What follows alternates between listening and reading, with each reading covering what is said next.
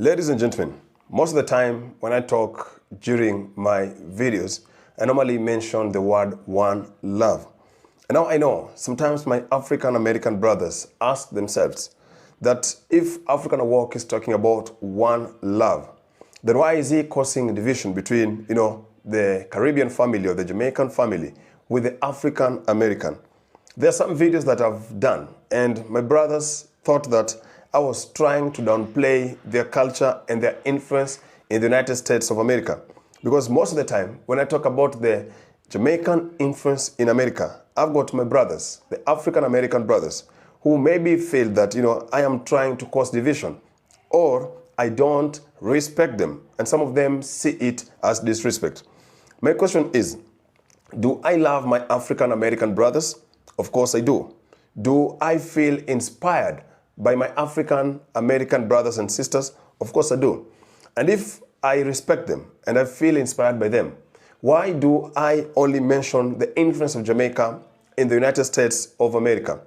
Ladies and gentlemen, there's some videos that I did and there have been a concern where my African American brothers and sisters, some of them feel that I am causing division between the members of the diaspora. Now I am going to explain because we need a clarification. In this channel, I want to appreciate also the African American brothers and sisters who have also supported me. Now, there are some videos that I did, and I'm going to analyze them one by one to just clarify the misunderstanding. Now, for us to understand this video today, I'm going to divide it into three sections. The first section, what are these videos, or which are these videos that I did that my African American brothers felt that I disrespected them? And now, I am also going to the second section where I'm going to explain if I am preaching one love, why would I only focus on the influence of Jamaicans in the United States of America where we have African American brothers and sisters? Then lastly, or the last section, I am going to clarify where the misunderstanding comes from and my brothers and sisters might think that they are disrespected. Now the first section, I've got 4 videos.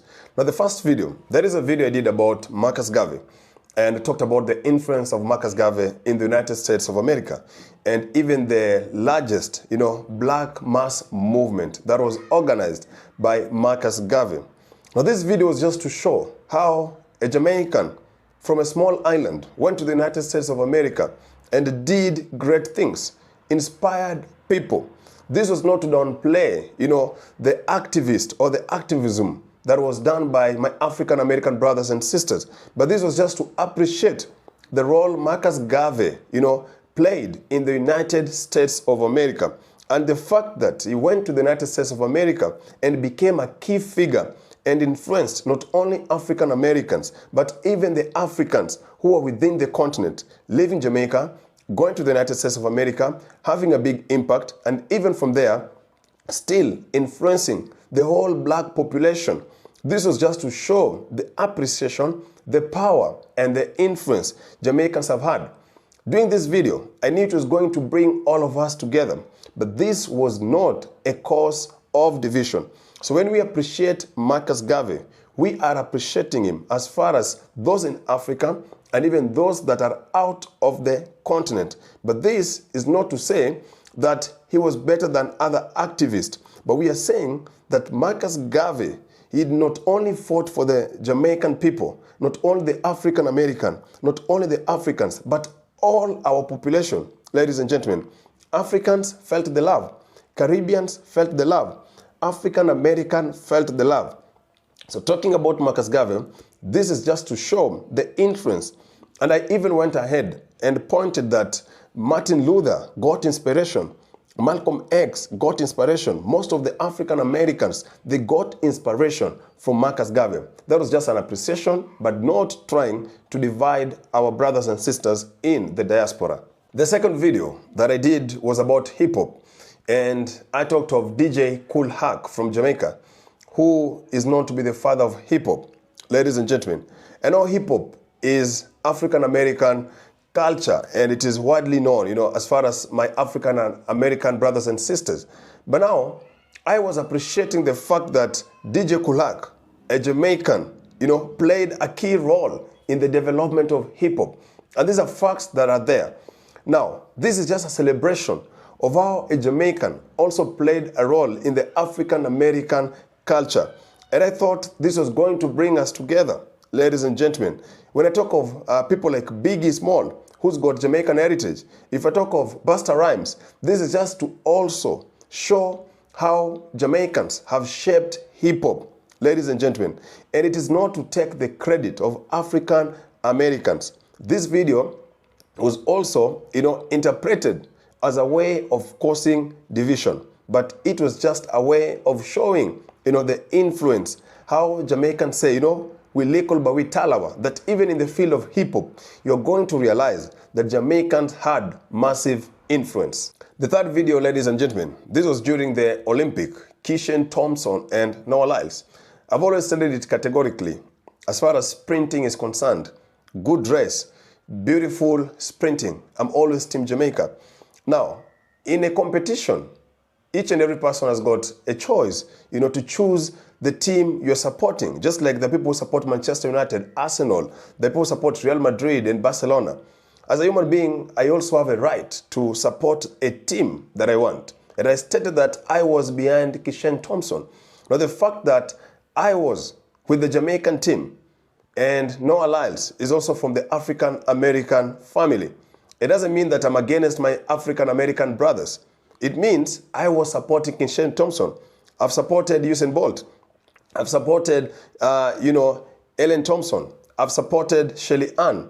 As far as sprinting is concerned, the sprinting factory, that is Jamaica, has always been my team. So here we have our brother Keishan Thompson, and here we have Noah Lyles.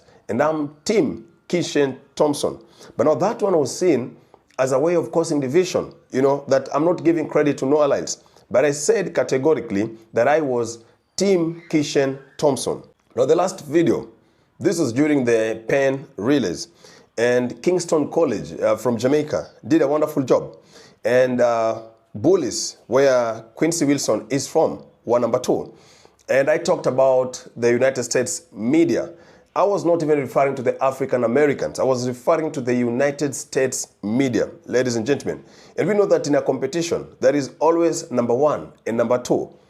The reason why we have competition is that at the end of the day, we must have a winner. And I just pointed out that why is it that the media coverage, they focused on, Bullis and Quincy. This was not a division.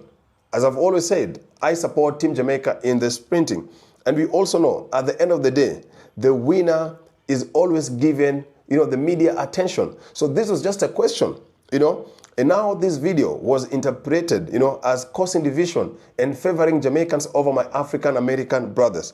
No, this is pen release. At the end of the day, each and every person have got their favorites, ladies and gentlemen. And my favorite team, Kingston College, emerged number 1.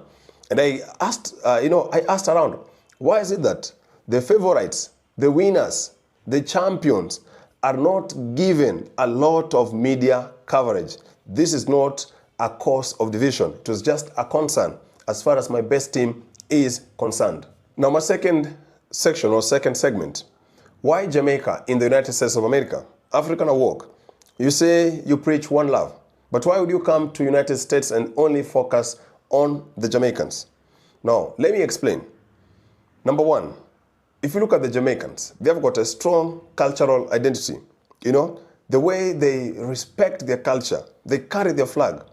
Automatically, you're also going to be attracted. And now the fact that Jamaicans went to the United States of America, this is a superpower country.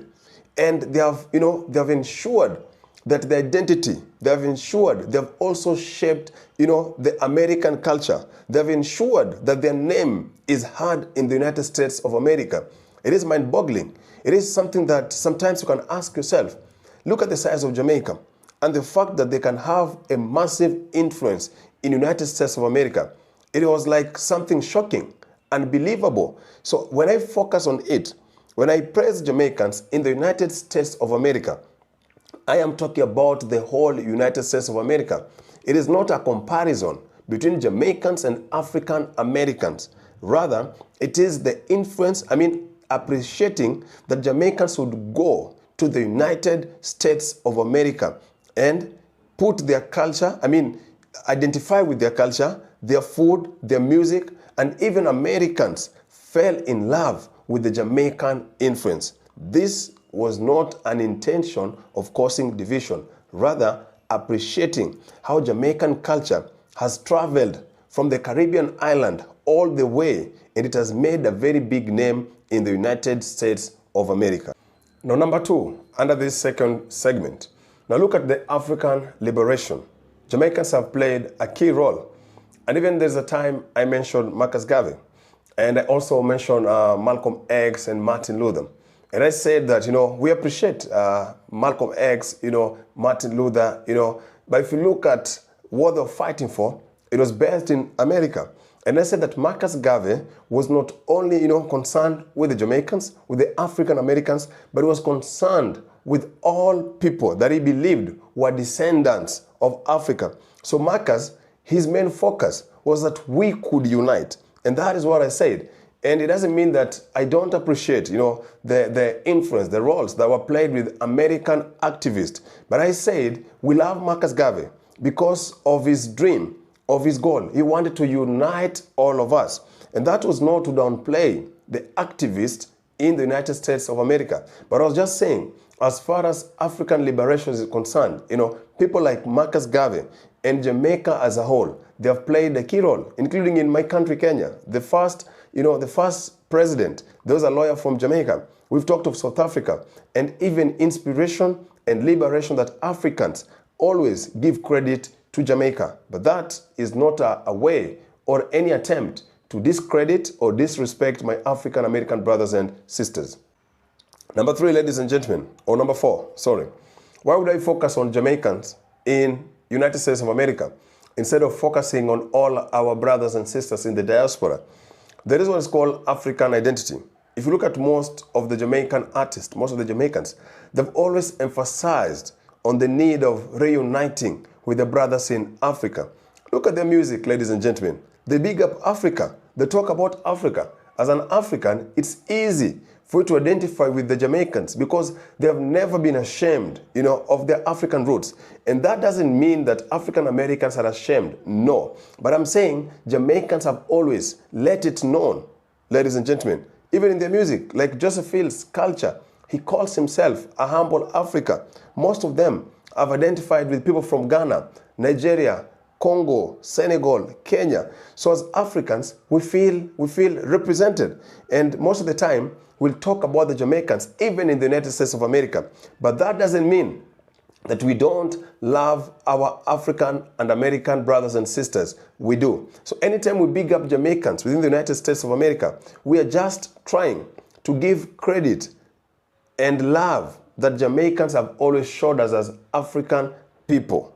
Now, ladies and gentlemen, having talked about the first segment, I've explained the videos I did, and the second segment where I talk about Jamaicans in the United States of America, why I just be specific. Now let me go to the last segment where the misunderstanding comes from. Why my brothers from the diaspora might think that I disrespect them and I'm causing division and I don't show love. Now, number 1, anytime I talk about Jamaicans' influence in the United States of America, I want it to be understood or comprehended very clearly.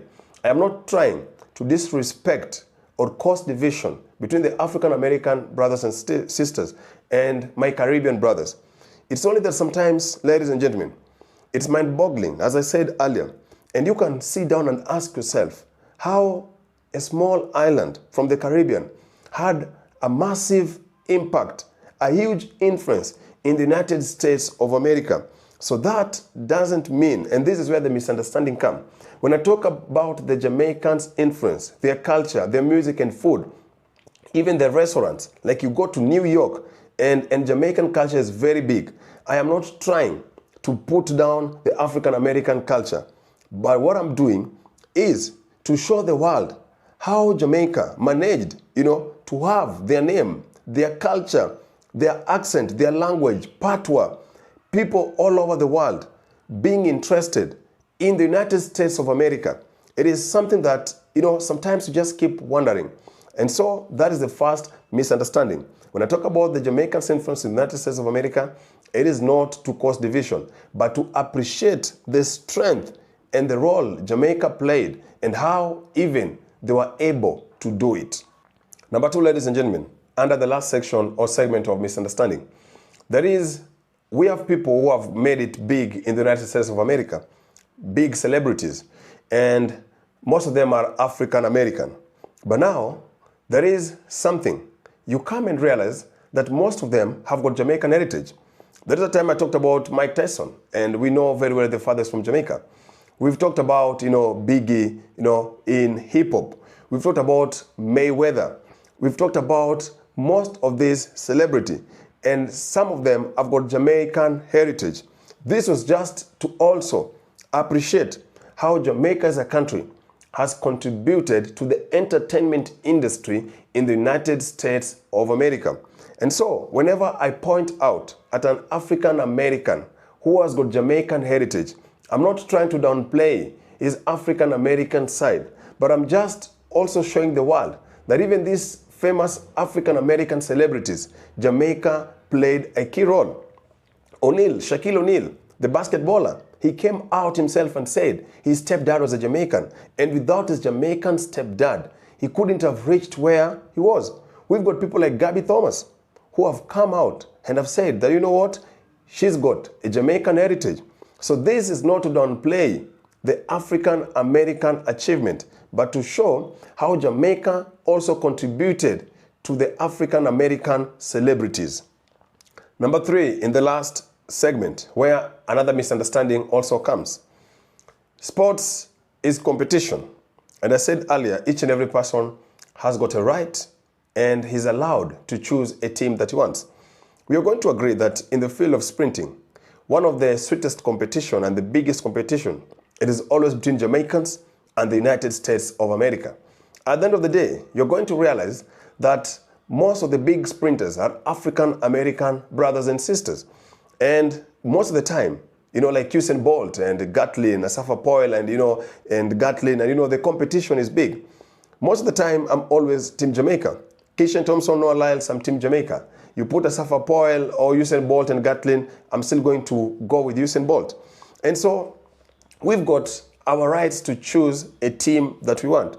So if I choose a Jamaican side and the Jamaican brother or sister was competing with African American brother, it is not a division. It is just preference. And why do we have competition? At the end of the day, we must have the winner. And each and every person has got a right to choose the team they want and the person they want. And I've always said it categorically. As far as sprinting is concerned, the country that makes me enjoy sprinting is Jamaica. How they do it, how they always endure, the determination, the resilience. I'm always Team Jamaica. And as I've said, Jamaicans, most of the competition, it's between Jamaica and US. The other time, it was Kingston College and Bullies. It was Heidel Girls and Bullies. And you realize these teams are coming from the United States of America, and I supported the Jamaican team. So it's not a division, but it's a preference and the team that you love. Lastly, under the misunderstanding, we just have to understand that we are always going to compete. It is the nature of a human being to compete. What I know about Jamaicans, they're always proud of their culture, they're proud of their food, they're proud of their sportsmen, they're proud of their people. And Jamaicans will always big up the people. That is one thing I know, and I'm sure with. When Usain Bolt is running against Gatlin, trust me, Jamaicans will always big up the people. But that doesn't mean that there is hatred. I remember Gatlin, when he was talking to Asafa Powell, Gatlin, an African American, he said himself that he thought Jamaicans hated him. But when he landed in Jamaican airport, he realized that in fact, his biggest fan base, ladies and gentlemen, Gatlin, who thought Jamaicans never liked him, he said, you can check the podcast, he was talking to Asafa Powell. He confessed and said that his largest fan base is from Jamaica. And he came to realize, at the end of the day, it is just sports. And the fact that Jamaicans love, their sportsmen or their sportswomen, it doesn't mean that they have anything against you. It is just the pride they have. And Gatlin confessed, if there is a country appreciates him, loves him more than even the United States of America, It is Jamaica. So at the end of the day, my African brothers, African American brothers and sisters, it is not hatred. It is just love, but people have got teams or countries that they support.